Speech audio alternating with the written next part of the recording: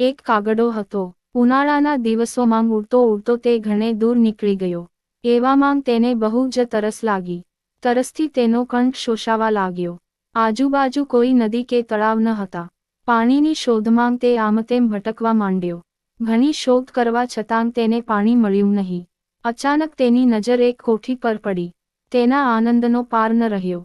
ઝડપથી તે કોઠી પાસે પહોંચી ગયો. તેને થયું મહેનતનું ફળ મળ્યું ખરું.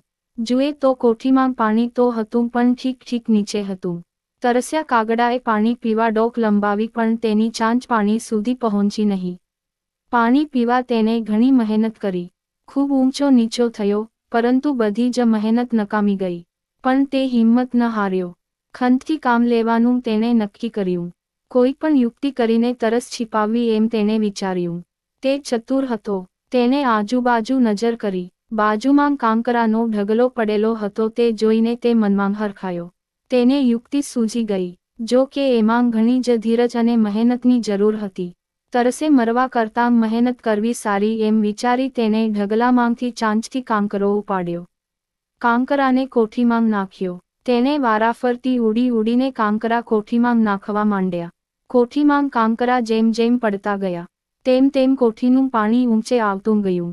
પાણી છેક કાંઠા સુધી ઉપર આવ્યું ત્યાં સુધી કાંકરા નાખ્યા. કાગડાએ ચાંચ બોળી ધરાઈને પાણી પીધું. પેટ ભરીને પાણી પી ખુશ થતો પોતાના મુકામ તરફ ઉડી ગયો.